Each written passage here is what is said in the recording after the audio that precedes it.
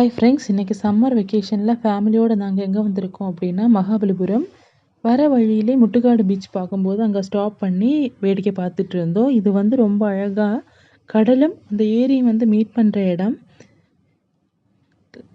அந்த இடத்துல வந்து போட்டிங் போயிட்டு இருந்துச்சு, ரொம்ப அழகாக இருந்துச்சு. சரி, இன்னொரு நாளைக்கு போகலாம், ஏன்னா நம்ம ஆல்ரெடி லேட் ஆகிட்டோம், இதுக்கப்புறம் இங்கே போயிட்டு அங்கே போக முடியாது அப்படிங்கிறதுனால கிளம்பி போயிட்டோம். அங்கே வந்து ஒரு மெம்பருக்கு ₹40 அப்படிங்கிற டிக்கெட் இருந்துச்சு மகாபலிபுரத்தில். டிக்கெட் எடுத்துகிட்டு உள்ளே போகும்போது அந்த ஃபஸ்ட்டு போனது ஷார் டெம்பிள் தான்.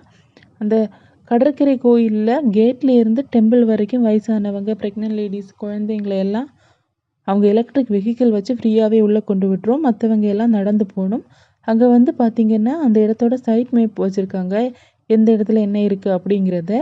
தூரேந்து பார்க்கும்போது ரொம்ப க்ரீனரியாக சுற்றி பீச்சில் அந்த கோயில் வந்து ரொம்ப கம்பீரமாக இருந்துகிட்டு இருந்துச்சு. பார்க்கவே ரொம்ப பியூட்டிஃபுல்லாக இருந்துச்சு.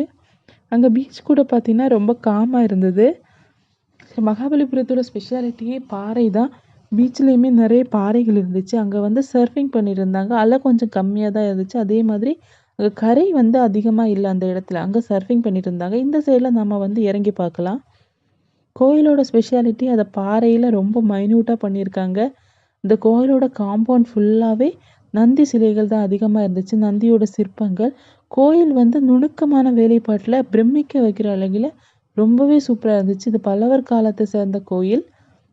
கோயில் ஃபுல்லாக பார்த்துட்டு அங்கேருந்து பக்கத்தில் பீச்சுக்கு போயிட்டோம். வழி ஃபுல்லாக கடைங்க. இங்கே வந்து வேடிக்கை பார்த்துட்டே இருந்தோம். அங்கேருந்து நகரவே முடியல, அவ்வளோ அழகாக இருந்துச்சு திங்ஸ்.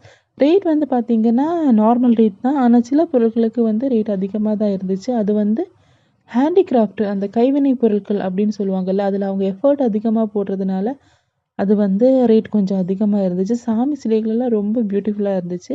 சின்ன புத்தர்லேருந்து பெரிய புத்தர் வரைக்கும் ரொம்பவே அழகாக இருந்துச்சு. எல்லா சாமியுமே இருந்துச்சு. பொறுமையாக பார்த்துட்டே போயிட்டு இருந்தோம். ஆனால் கொஞ்சம் டைமில் வந்து லேட்டாக ஆரம்பிச்சிச்சு. சரி, இன்னும் பொறுமையாக பார்த்துட்டு இருந்தால் ரொம்ப லேட் ஆகிடும் அப்படிங்கிறதுனால கொஞ்சம் ஃபாஸ்ட்டாகவே மூவ் ஆகிட்டோம்.